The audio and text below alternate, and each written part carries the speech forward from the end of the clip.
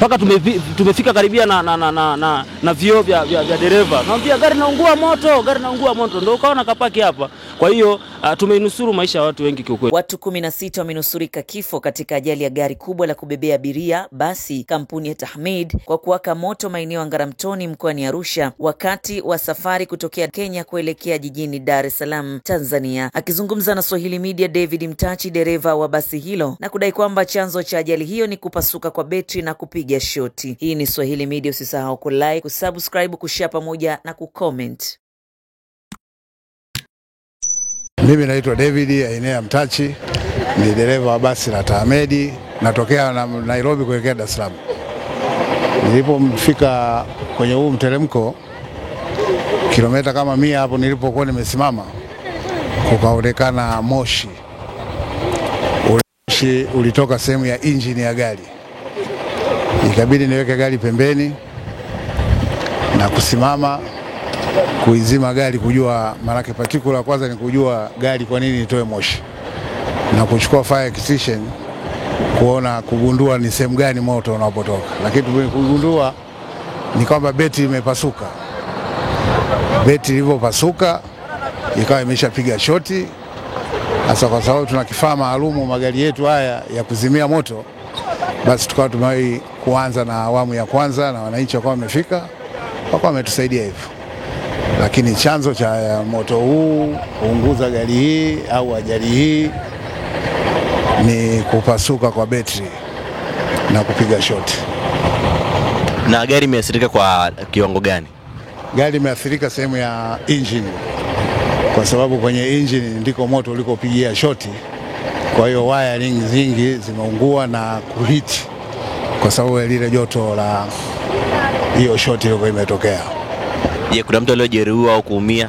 Tunamshukuru Mungu kwa sehemu hiyo hakuna mtu yote aliyejeruhiwa. Wote tumetoka salama.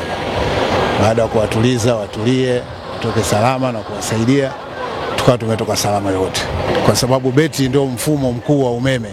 Sasa umeme ule ulipopiga ile shoti ndio tukapata ajali hiyo ya moto. Kwa majina naitwa Joshua Ngima, ni mshuhuda wa ajali hii. Namna ili gari lilipopata ajali nafikiri lilikuwa liko kasi. Mimi nilikuwa ni bodaboda mimi. Nilikuwa napita barabarani kumpeleka mteja maeneo ya Mamsa. Sasa nikaona basi hili linakimbia kwa kasi, alafu matairi yanatoa kama moshi. Umeona? Sasa mimi mteja niliyekuwa nimembeba nikamwambia bana, hii gari linawaka moto. Nikamshusha abiria pale nikaanza kuifukuzia hii gari. Ili gari ilianza kufukuzia, mabodaboda wenzangu wakaona ili gari linakuja kwa kasi na wao wakaanza kuifukuzia. Wanapiga honi mpaka tumefika karibia na vioo vya dereva. Naambia gari naungua moto, ndio ukaona kapaki hapa. Kwa hiyo tumeinusuru maisha ya watu wengi kiukweli, kwa sababu kwa namna ambavyo tumeanza kufukuzia ili basi lingeendelea kwenda mbali zaidi, lingelipuka. Lakini hivyo ndivyo ilivyokuwa namna ajali ilivyotokea moto. Hapo unamshikilia kifucho ni kifaa gani na umekitoa wapi? Hii hapa nafikiri ni kama ni booster hii. Hii ni booster ambayo ilikuwa nafikiri kwenye gari. Na ndo ilikuwa vyanzo vya kushika moto na kuanza kulipuka. Ni kama dereva toyo, mna rai gani kwa madereva mabasi ambao wanaendesha magari makubwa kama haya? Kwanza jambo la kwanza tunawaambia wao na nidhamu na barabara, kwa sababu hao washikaji wa mabasi makubwa wanavopita mabodaboda wana kama sisi hatufai, lakini leo hii tumewapa msaada mkubwa sana. Kwa hiyo tunawaambia wao na nidhamu na barabara. Wanavompita yoyote yule, wao na nidhamu naye. Awe mtembea kwa miguu, awe anaendesha chombo chake chochote, wao na nidhamu naye kabisa. Wao na nidhamu na barabara. Ndio rai yangu kwao. Kwa majina anaitwa Meja Yaro, kutokea maeneo ya Limanyata hapa. Gisi tumeona gari hapo Mamsa imeshaanza kuwaka moto. Tukaanza kukimbilia kusimamisha mpaka ikaja kusimama mazingira hapa kilima moto. Chanzo ukijaribu kuangalia upande wa engine kulikuwa kumejazwa maperfume ambao mimi mwananchi tulijitahidi kuokoa gari isiungue. Tulijitahidi kuokoa mpaka fire wamekuta gari tumeshazima kwa udongo. Kuna fire zingine zimetolewa na kampuni ya smoke ziko hapa zikazimwa na hizo fire ambao sisi tumejitahidi na udongo sana kuizima gari mpaka fire wamekuja wakati tumeshamaliza. Ndio hivyo. Tunaona uchafu mwingi kwa maeneo haya hapa. Je, mlitumia vitu gani vya ziada kuweza kuzima gari hili? Ni udongo sana ndio tumejitahidi, na fire ambao zimetolewa hapa kwenye kampuni ya smoke pale ndio tumejitahidi naye kuzima sana.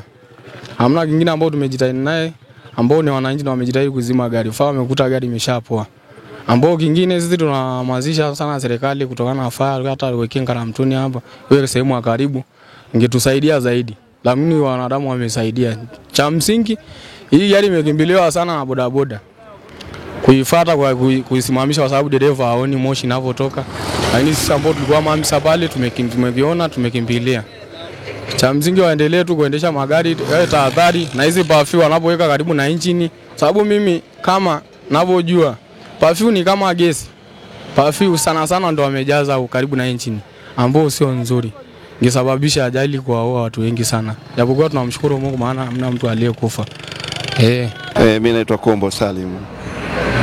Ni mmoja wa wafanyakazi wa ofisini, staff wa kampuni. Tuko hapa kwenye tukio kama mnavyoona, na ni itilafu tu zimetokea za umeme. Kwa hiyo ndo kilichotokea hicho chini. Lakini tunashukuru watu wote wametoka salama. Hakuna alozurika na mali zote, watu wamepata mabegi yao na nini, na abiria wamesha kwenda.